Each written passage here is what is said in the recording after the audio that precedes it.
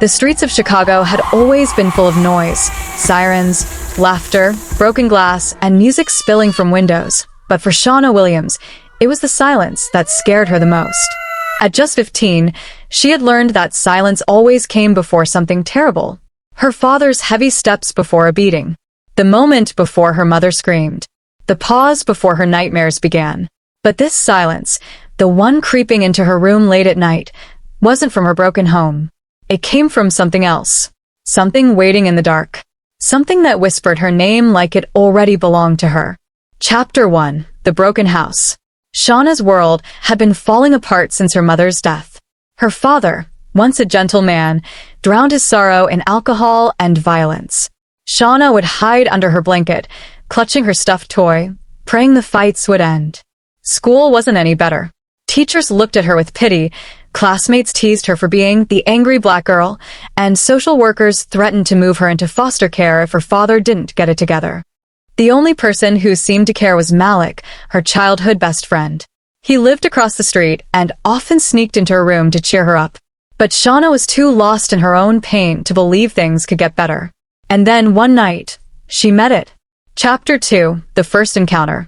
Shauna was crying in bed when she heard the scraping sound. Something dragged its claws across her window. She froze, her body stiff with fear. Slowly, she turned, and there it was, two glowing eyes peering through the glass. The figure was tall, hunched, with skin that looked like smoke. Its voice wasn't a growl, but a whisper, crawling straight into her mind. "I know your pain, Shauna. I can make it go away." Terrified, she pulled the blanket over her head. When she finally dared to look again, the figure was gone. But it wasn't a dream. The shadows in her room had grown darker. And for the first time, Shauna felt like someone or something understood her pain. Chapter 3. The Monster's Promise. Days turned into weeks.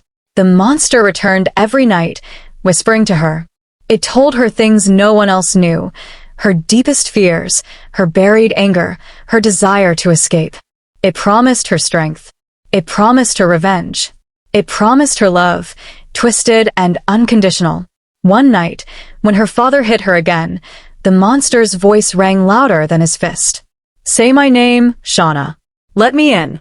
I'll protect you." With tears streaming down her face, she whispered, "Yes." That night, her father woke up screaming, clutching at his chest.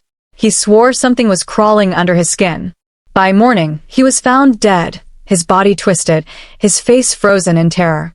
Shauna knew who had done it. The monster had kept its promise. Chapter 4. The Transformation. The more Shauna relied on the monster, the stronger it became. At first, it was invisible, a shadow only she could see. But soon, it followed her everywhere. When bullies at school mocked her, the monster whispered, "Shall I silence them for you?" The next day, the ringleader was found in the bathroom, his body mangled beyond recognition. Shauna wasn't afraid anymore. For the first time in her life, she felt powerful. She began to smile again, even laugh. People thought she was healing. But Malik noticed the change. "You're different," he said one night. "Your eyes, Shauna, they're not yours anymore." But Shauna only smiled, because deep inside, she could hear the monster's purr of approval.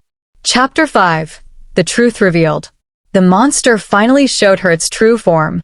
Not just a shadow, but a creature with bone-white claws, a mouth filled with jagged teeth, and skin stitched together like it had been born from pain itself. "I am your monster, Shauna. But I am also you." She realized then that the monster wasn't an outsider. It was her rage, her grief, her brokenness, given flesh. Every time she gave in to anger, it grew stronger. Every death fed it. And now it was no longer content with whispers. It wanted control. Chapter 6. The Spiral. Shauna's killings grew reckless. Teachers vanished. Neighbors screamed in the night. Malik begged her to stop, but the monster whispered louder. The police began investigating. Social workers returned. But no one dared confront her. People said she was cursed. Others called her possessed. Shauna didn't care. She was finally free, free from fear, free from weakness. But she didn't notice how much of herself she was losing. Her reflection in the mirror no longer looked like hers. Her smile stretched too wide. Her shadow moved when she didn't. Malik tried one last time. Shauna, this thing isn't saving you. It's eating you alive. But the monster hissed in her ear. He will betray you. He fears you. Destroy him before he destroys us. And in that moment, Shauna had to choose. Chapter 7, The Final Night. It was raining when Malik confronted her in the abandoned warehouse where she now hid. Shauna stood in the dark, her eyes glowing faintly. Shauna, I know you're still in there, Malik pleaded. Fight it. You're stronger than this thing. The monster laughed, a sound that shook the walls. She is mine now. Shauna raised her hand, claws forming where her nails used to be. But for the first time, she hesitated. Malik's voice cut through the noise. You're not a monster. You're just a girl who wants to be loved. Shauna screamed. The monster roared inside her. Shadows tore at the walls. She felt her body splitting apart, half human, half beast. With every ounce of strength left, Shauna whispered, No, I am not you. And with that, she turned the claws inward, piercing her own chest.